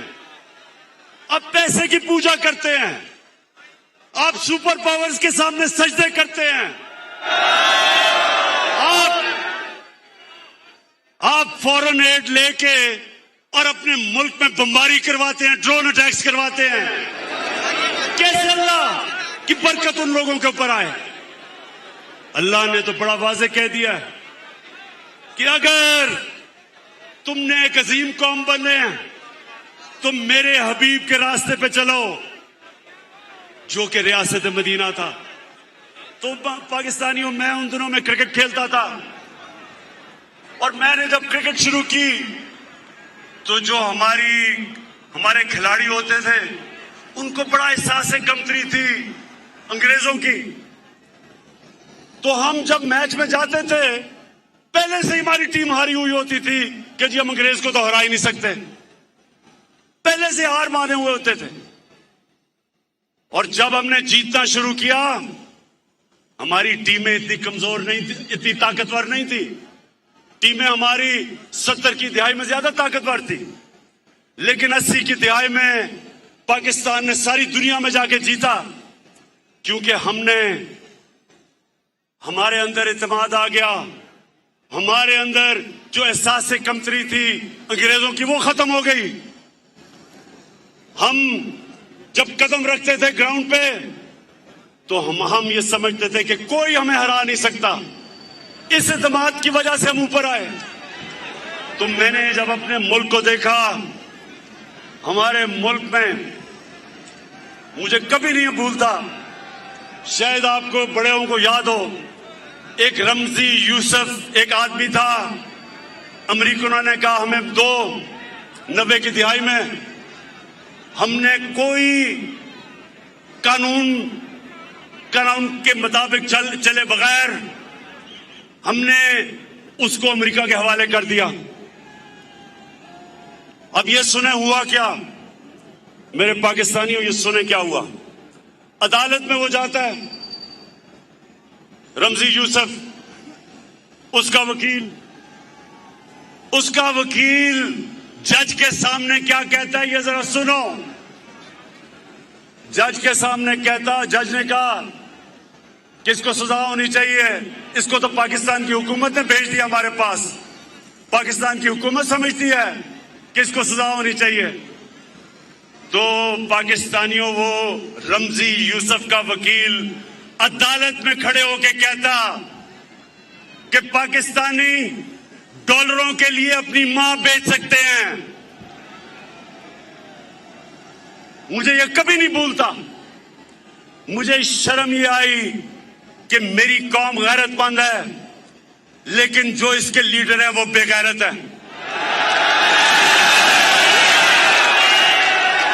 जो मुल्क के लीडर, सरबरा अपने लोगों के साथ नहीं खड़ा हो सकता, उनके हुकूक की हिफाजत नहीं कर सकता, सुपर पावर से एड की लालच में घुटने टेक देता है, याद रखें वो मुल्क कभी तरक्की नहीं कर सकता। खुददार कौमें ऊपर जाती हैं, भीख मांगने वाली और कर्जे मांगने वाली कभी कौमें तरक्की नहीं करती। तो मैं जब पाकिस्तान में मैंने सियासत शुरू की, मैंने तब एक बात कही थी कि क्योंकि मेरे दिल में ला इलाहा इल्लल्लाह है, मैं कभी किसी के सामने नहीं झुका और मैं कभी अपनी कौम को किसी के सामने नहीं झुकने दूंगा।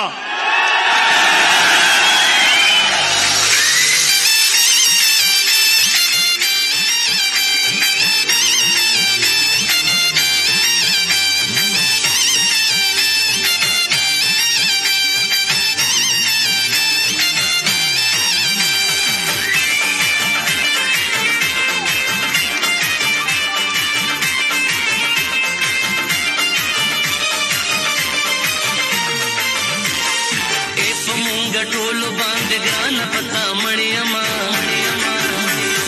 एक मूंगा टोलो बांध ग्रान पता मणियमा।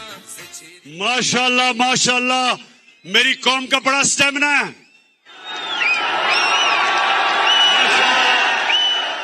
अच्छा, अब ये जो मैं आपके सामने बात करने लगा हूं, ये मैं आपको बता दूं कि मैं बड़ी कम तकरीर लिखता हूं, लेकिन क्योंकि ये बात एक ऐसी है कि मैं ये नहीं चाहता कि मैं जज्बात में आके कोई ऐसी बात कर दूं कि हमारे मुल्क को हमारी फॉरेन पॉलिसी इफेक्ट उससे हो जाए। तो इसलिए मैं जिम्मेदार होके बड़ा ये तकरीर लिखी और मैं आपको एक एक जुमला बताता हूं। अब जरा आपने गौर से सुना है। हमारे मुल्क को हमारे पुराने लीडर्स की करतूतों के हाथों धमकियां मिलती रही। सुनते रहे, हमारे मुल्क को हमारे पुराने लीडर्स की करतूतों की वजह से धमकियां मिलती रही। ये सुने अगला, हमारे मुल्क में मुल्क के अंदर मौजूद लोगों की मदद से हुकूमतें तब्दील की जाती रही। समझ गए? अपने लोगों की मदद से हुकूमतों को तब्दील किया। भुट्टो, जुल्फिकार अली भुट्टो, उसने जब मुल्क को आजाद फॉरेन पॉलिसी देने की कोशिश की, जुल्फिकार अली भुट्टो, मेरे उससे बहुत इख्तलाफात होंगे, लेकिन मुझे उसकी खुददारी हमेशा पसंद थी। उसने मुल्क को जब आजाद फॉरेन पॉलिसी देने की कोशिश की तो फजल रहमान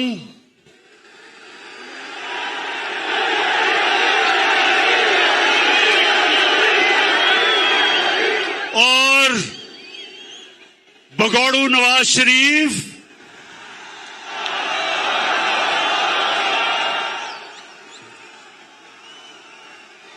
इनकी सुनते रहें, सुने सुने सुने सुने, अभी मैं और भी आता हूं कि इन दोनों की उस वक्त की पार्टियों ने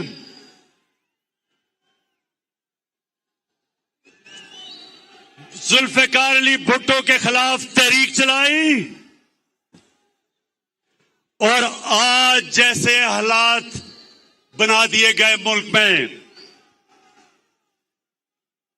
اور ان حالات کی وجہ سے ذوالفقار علی بھٹو کو پھانسی دی گئی. غور سے سنیں ایک ایک بات جو میں آپ کے سامنے رکھ رہا ہوں.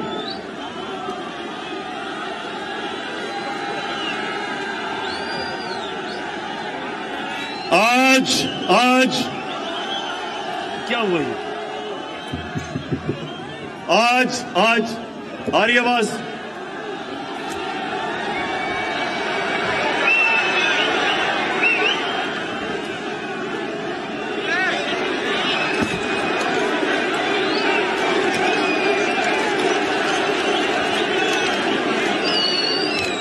اسپیکر سے لوگوں کو اتار دیجیے پلیز.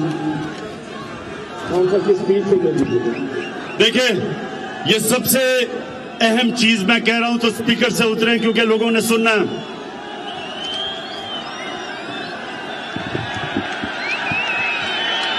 اچھا آواز آ رہی ہے؟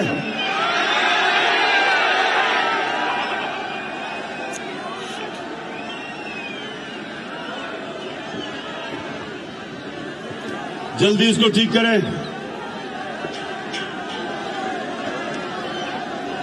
اسپیکر سے اترو، انہیں آواز نہیں آ رہی.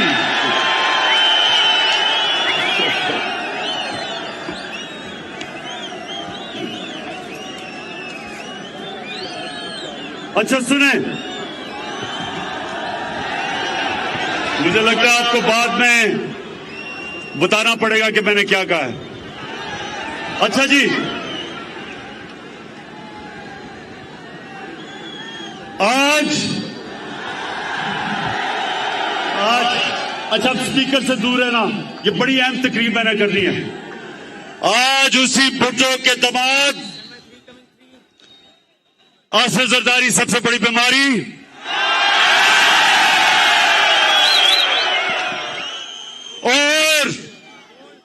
اور اس کا نواسا کم پہ ٹانگ رہی ہیں.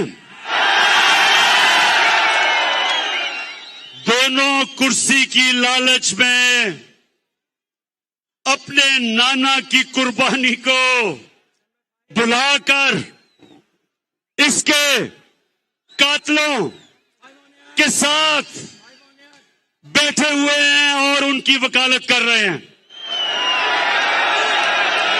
یعنی شرم نہیں آتی کہ سیاست تو کرنی ہے نانا کے اوپر، اور جن لوگوں نے اس کو پھانسی دلوائی تھی اپنی کرسی کی خاطر ان کے ساتھ گھسے ہوئے ہیں دونوں اندر. شرم کرو، شرم کرو.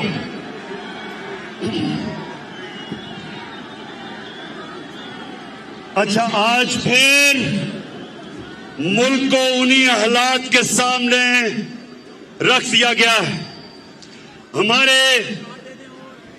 اب یہ سنیں، ہمارے ملک کی جو پالیسی ہے فورن پالیسی، اس کو مڑوڑنے کی کوشش باہر سے کی جا رہی ہے.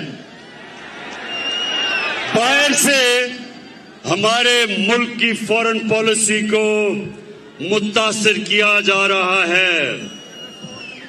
اس سازش کا اب سنیں، یہ شاہ محمود ادھر اتارو، ادھر آواز نہیں آئی. ہاں، شاہ محمود کو پتا کہ اس سازش کا ہمیں پچھلے مہینوں سے پتا ہے کہ یہ سازش ہو رہی ہے. مہینوں سے یہ جو آج سب اکٹھے ہو گئے ہیں، یہ جو آج قاتل اور مقتول اکٹھے ہو گئے ہیں، قاتل اور مقتول کو اکٹھے کرنے والوں کی بھی، ان کو جنہوں نے اکٹھا کیا ان کا بھی ہمیں پتا ہے. لیکن آج وہ ذوالفقار علی بھٹو والا ٹائم نہیں، وقت بدل چکا ہے. اب سنیں وقت کیسے بدل گیا ہے.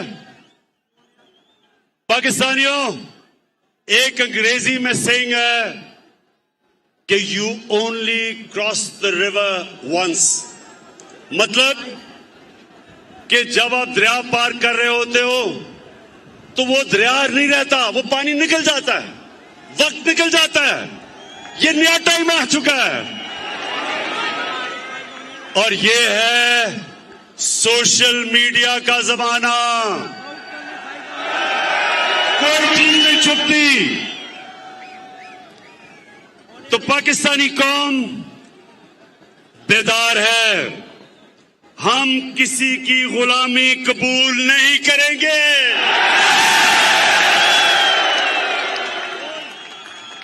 ہم سب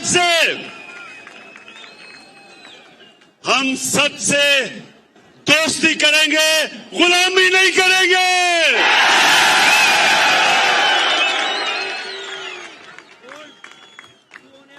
ڈٹ کے کھڑا ہے اب عمران، ٹھیک کرے گا سب کپتان، نیا بنے گا پاکستان، نیا بنے گا پاکستان، نیا بنے گا پاکستان۔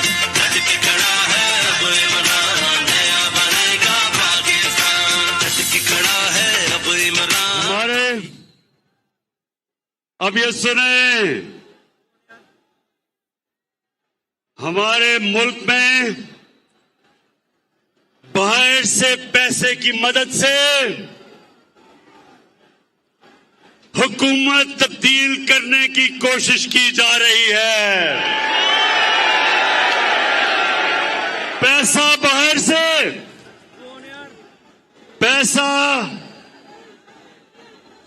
پیسہ باہر سے ہے، لوگ ہمارے استعمال ہو رہے ہیں، زیادہ تر انجانے میں، لیکن کچھ جان بوجھ کے یہ پیسہ استعمال کر رہے ہیں ہمارے خلاف، اور وہ میں ابھی آگے بتاتا ہوں۔ پاکستانی قوم نے،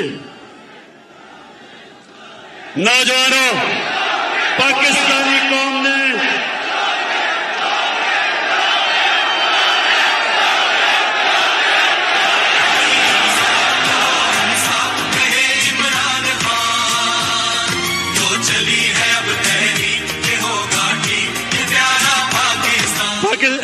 پاکستانی قوم نے یہ فیصلہ کرنا ہے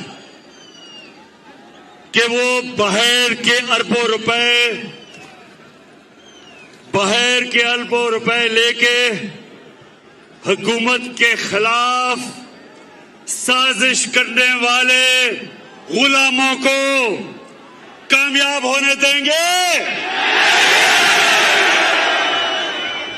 میں یہی اس لیے آپ کو آج بلایا تھا، میرے پاکستانیوں، میں نے آپ کو بلایا اس لیے تھا، جو ایک ڈیموکریٹ ہوتا ہے وہ عوام کے پاس جاتا ہے، وہ کسی کے پاس چھکتا نہیں، ہاتھ نہیں پھیلاتا، اپنی عوام کے پاس جاتا ہے۔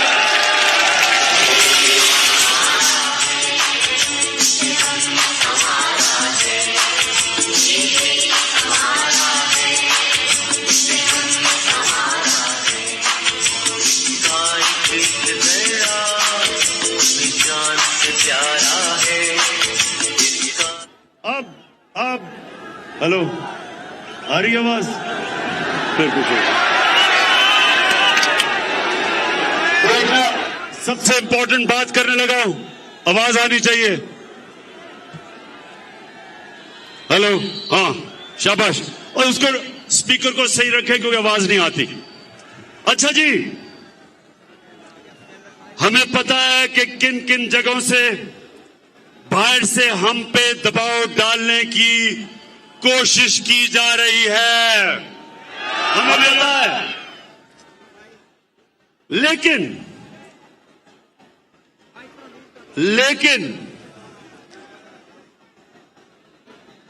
ہمارے ملک کی مفاد میں لکھ کر ہم کہہ رہے ہیں کہ ہمارے ملک کی مفاد میں، لیکن لکھ کے ہمیں دھمکی دی گئی ہے۔ شاہ محمود نے ابھی آپ سے کوئی بات کی تھی، ہمیں کہا کہ ملکی مفاد، ہمیں دھمکی دی گئی ہے، لیکن پاکستانیوں، ہم ملک کی مفاد پر کوئی سمجھوتا نہیں کریں گے. میں آج قوم کے سامنے پاکستان کی آزادی کا مقدمہ رکھ رہا ہوں. آپ کے سامنے میں الزامات نہیں لگا رہا. اب یہ ذرا سنیں، میں الزامات نہیں لگا رہا. میرے پاس جو یہ خط ہے یہ ثبوت ہے. یہ میرے پاس جو خط ہے یہ ثبوت ہے. اور میں آج یہ سب کے سامنے کہنا چاہتا ہوں کہ کوئی بھی شک کر رہا ہے نا اس میرے خط کے اوپر، کوئی بھی شک کر رہا ہے، میں ان کو دعوت دوں گا. آف دا ریکارڈ بات کریں گے، لیکن میں آپ کو خود دیکھ سکیں گے کہ یہ میں کس قسم کی بات کر رہا ہوں. اپنی قوم اور میڈیا کو یہ سوچنے، ہم سب کو ہم نے یہ سوچنا ہے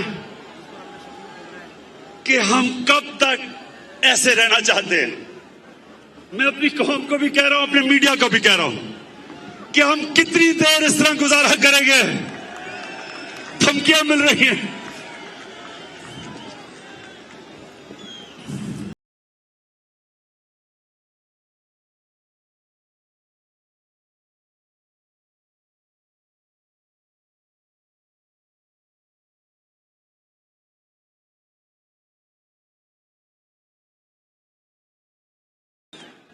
میں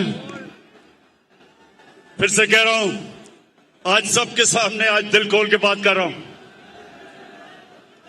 بیرونی سازش کی ایسی بہت سی باتیں ہیں جو مناسب وقت پر اور بہت جلد سامنے لائی جائیں گی.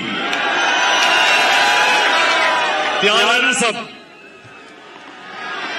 قوم، میری قوم یہ جاننا چاہتی ہے کہ لندن میں بیٹھا ہوا کس کس سے ملتا ہے.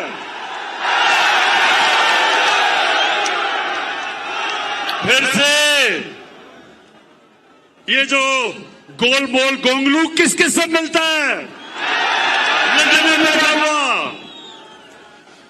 اور پاکستان میں بیٹھے ہوئے کردار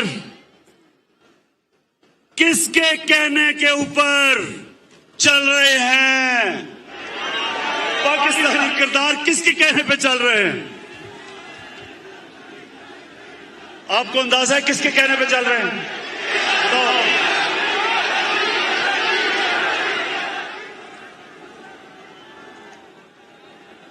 ہمارے پاس جو ثبوت ہے،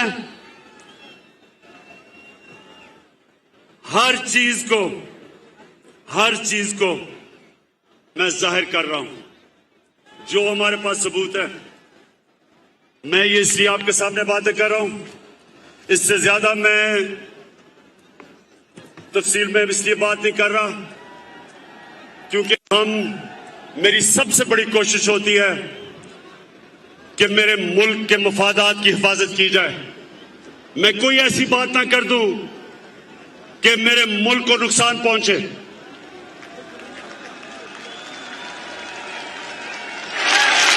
اس لیے میں نے آپ سے پوری بات نہیں کی، نہیں تو میں وہ بتا بھی سکتا تھا. مجھے کس کا ڈر ہے؟ میں تو ایک پاکستانی ہوں، آپ کے سامنے وہ انسان ہوں جس کو میرا اللہ سب کچھ دے چکا ہے. مجھے تو کوئی انسان کچھ نہیں دے سکتا. میں تو جب سیاست میں آیا تھا اللہ نے تب ہی مجھے سب کچھ دے دیا تھا. مجھے تو کسی چیز کی ضرورت نہیں ہے.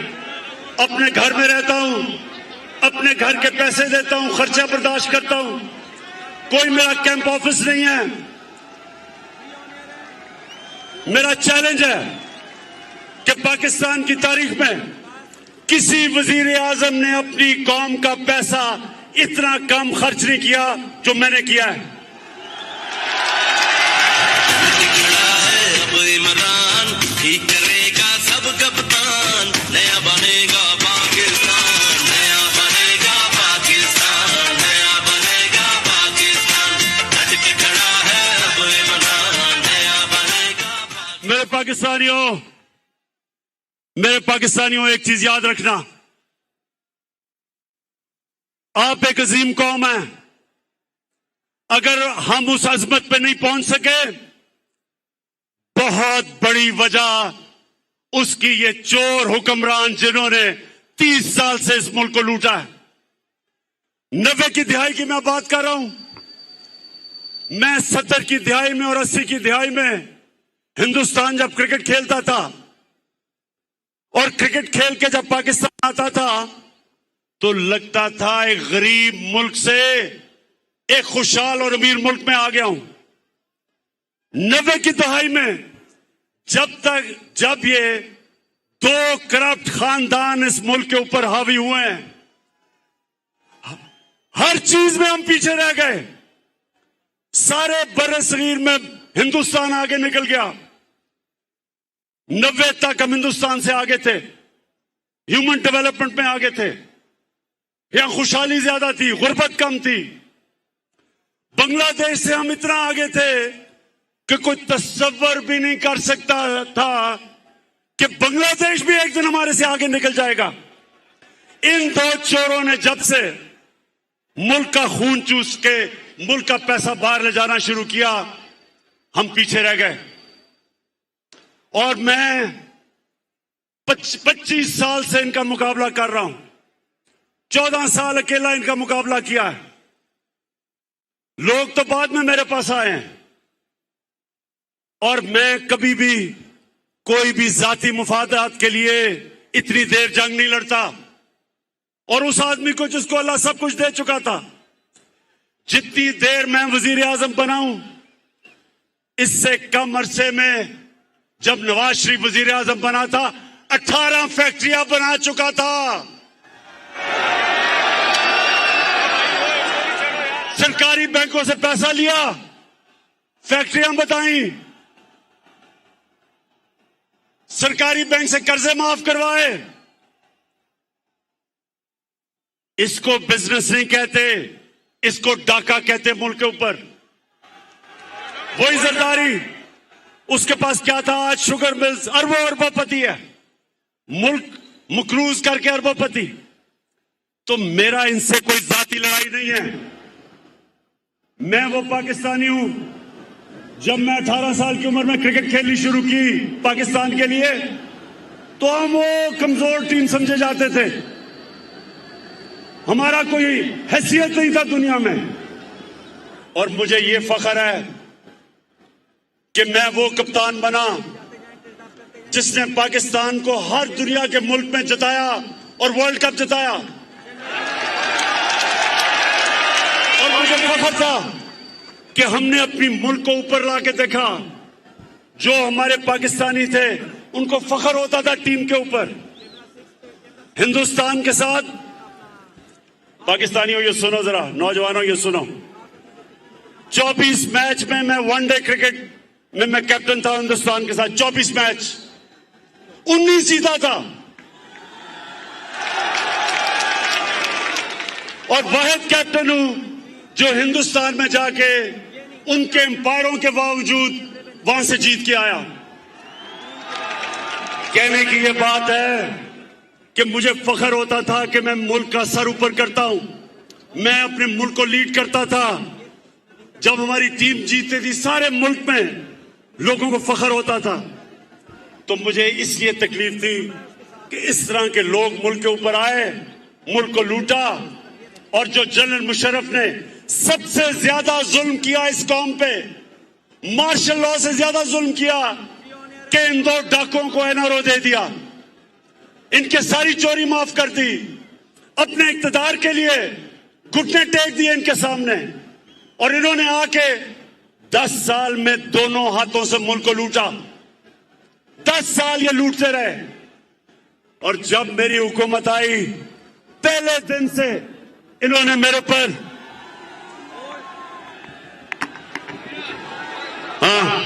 पहले दिन से मुझे ब्लैकमेल करना शुरू किया कि इमरान खान, अगर तुमने हुकूमत चलानी है तो हमारी चोरी और डाके माफ करने पड़ेंगे, एनआरओ देना पड़ेगा। इनका जुल्म है अब नहीं सहना, सोच लिया है चुप नहीं रहना। इनका जुल्म है अब नहीं सहना, सोच लिया है चुप नहीं रहना। सच का कफन है सर पर पहना। अच्छा सुनो, अब सारी कौम, मेरी सारी कौम देखेगी जब वोटिंग होगी, जब पाकिस्तान की पार्लियामेंट में वोटिंग होगी, मेरी कौम सब देखेगी। एक एक आदमी को आप देखना, जो वह वोट डालने जा रहेगा हमारी तरफ से। मैं आज उनको एक पैगाम देना चाहता हूं कि ये ना करना, ये आप ना करना। इस कौम ने कभी आपको माफ नहीं करना, आप जितना मर्जी कहें।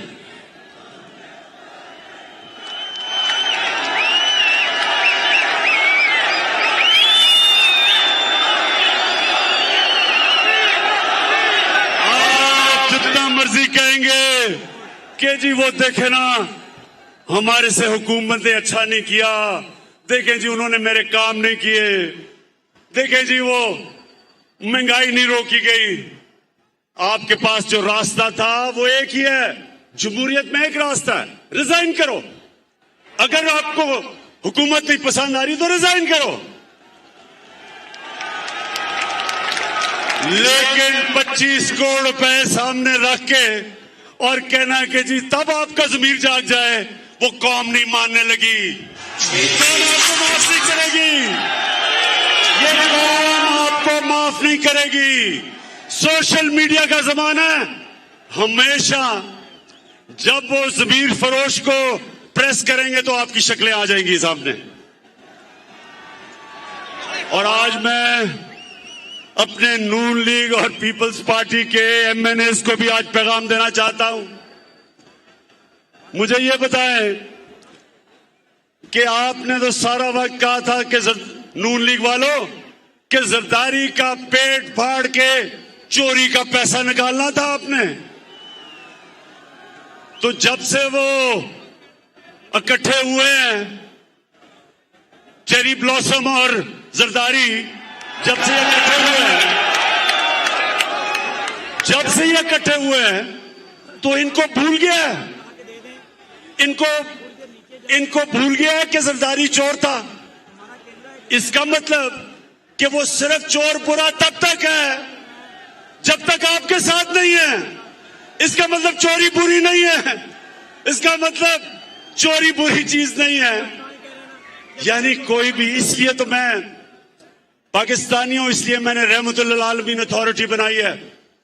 मैं अपने बच्चों को बताना चाहता हूं कि नबी की सीरत क्या है, नबी का पैगाम क्या था, दुनिया का सबसे अजीम इंसान बना, दुनिया का सबसे अजीम लीडर वो बने, उनका रास्ता क्या था। इसलिए हमने रहमतुल्लिल आलमीन अथॉरिटी बनाई है कि पाकिस्तान के बच्चे बच्चे को पता चल जाए, अच्छे बुरे की तमीज उसमें आ जाए, वो हक के ऊपर खड़ा हो, वो बदी के खिलाफ खड़ा हो, वो ये ना कहे कि चोरी सिर्फ बुरी तब है जब मेरी ऑपोजिशन चोरी करती है, वो मेरे साथ मिल जाए तो चोरी ठीक है। और पीपल्स पार्टी वाले आप बताओ, 20 साल आप अपने लोगों को बताया कि नवाज शरीफ और शहबाज शरीफ से बड़े डाकू कोई नहीं, तो आप इकट्ठे हो गए हो। और बिलावल, जो तुम पॉलिटिक्स कर रहे हो नाना के ऊपर, ये तो नाना के कातिल हैं जिनके साथ बैठ गए हो।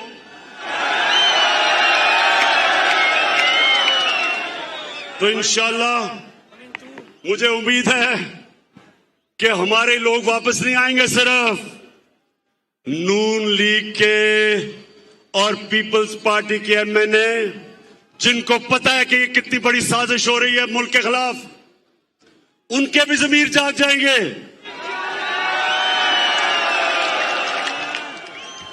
اللہ کہتا ہے قرآن میں جب چاہوں کسی کو سیدھے راستے پہ لگا سکتا ہوں. کوئی بھی سیدھے راستے پہ لگ سکتا ہے.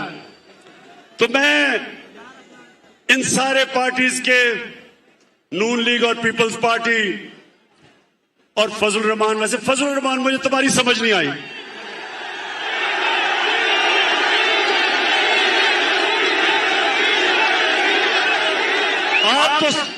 آپ کی تو پالیٹکس ہی دین کے اوپر ہے. آپ کی پالیٹکس دین کے اوپر ہے.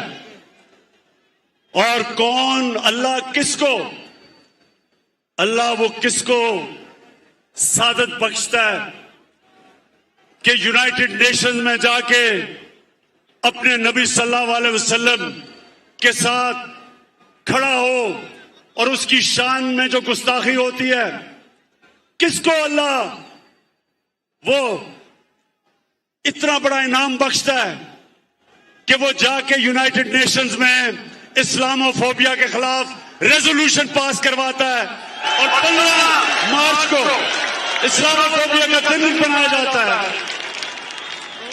فضل الرحمان، آپ کو تو اللہ نے نہیں یہ عزت بخشی، اور اس کی وجہ ہے